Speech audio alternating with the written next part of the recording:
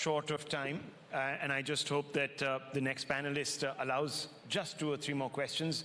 Dr. Jaishankar, you've called out, the hypocrisy of the self-appointed custodians of the world, who find it very difficult to stomach that someday India is not looking for their approval. This is what you said recently. Now, we've had, in the context of the farmers' protests, issues being raised in the British Parliament as far afield as that. We've had noises coming out of the odd senator, congressman in the United States. You had, of course, a hugely critical group of individuals in our country.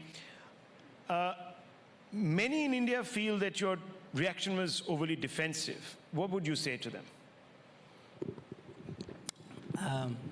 Look, people abroad and at home sometimes say unkind and unjustified things about us. Us as a country, us as a government. Now, there are 2 ways you can take it.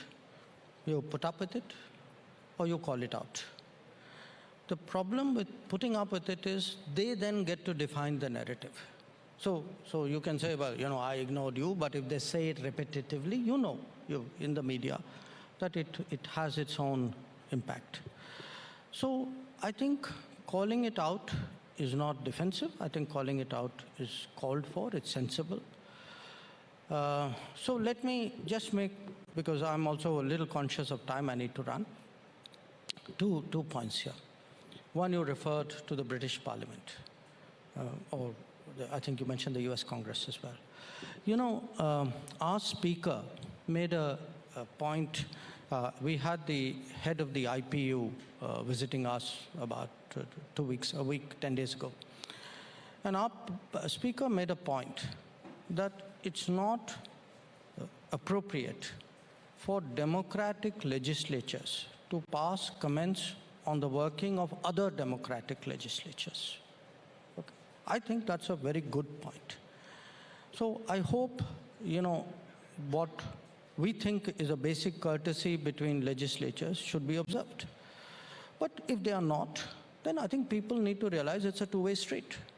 That today, if the British Parliament has a debate on what they feel about Indian laws and happenings in India, it's very likely that Indian members of Parliament will feel equally strongly about what's happening in UK or US or wherever else, and want to do something similar. Because as I said, courtesy is a 2-way street. The larger point, which is, when I spoke about what was being said, look, you've got to understand 2-3 issues here. One, there are very, very comprehensive, very deep changes happening in this country. Okay? They are political, they are economic, they are social, they are cultural. Now, these changes, because, in a way, I would say, I would use the word revolution almost, but I would say it's democratic, so normally you don't use that. You won't say revolution, phrase, yeah. But you understand what I mean. Now, that today is encountering borderless politics. Okay? So you can have people here who are politically not doing well, as you can see, so the debate doesn't stay there. The debate tends to extend out. So I think a lot of the noise that you are hearing is borderless politics meeting. So you're saying it's sponsored? Democratic. No, I'm saying what I'm saying, okay? A democratic revolution or a democratic transformation at home. That's the first point. Second point, there is much stronger governance in this country, okay?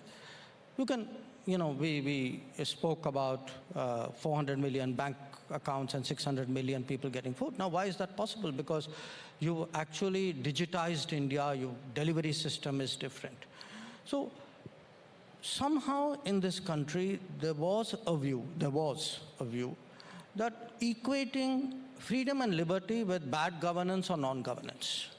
So when you start governing well, when you start, using legitimate tools of governance and delivering on the ground, it's made out as though, oh my God, you are infringing on freedoms. Look, this is the heavy state doing more than it should. So this is a second issue. A third issue is there's also a tendency, not accidental, there's a desire or an intent or a program to project leadership as a kind of something overbearing, almost like a dictatorship. Now, this country needs leadership.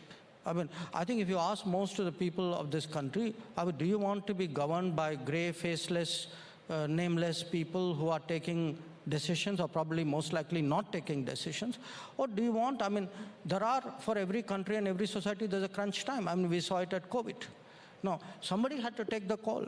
Were you going to let COVID spiral out of control with all the consequences, or did you have the courage? But what people complain about is the lack of consensus making and pushing legislation through Parliament Listen, every one of the issues which we are going through has been debated, not months, not weeks, not months, not years, in some cases decades. Look at the agriculture reforms. Was it a new issue? Was 370 a new issue? These are all, these are issues, many of them in some cases since I was in school and college.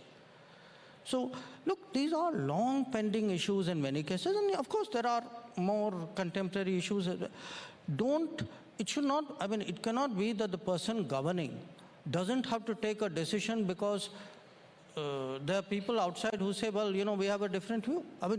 When you are elected, you have a responsibility to govern. When you have responsibility to govern, you have to have the ability to take decisions. So my view is that this country needs leadership. It has leadership. I think the people of India appreciate it. I would point to the electoral democratic validation of that view. And you will get noise from outside. So, as I said, you either put up with it or you call it out.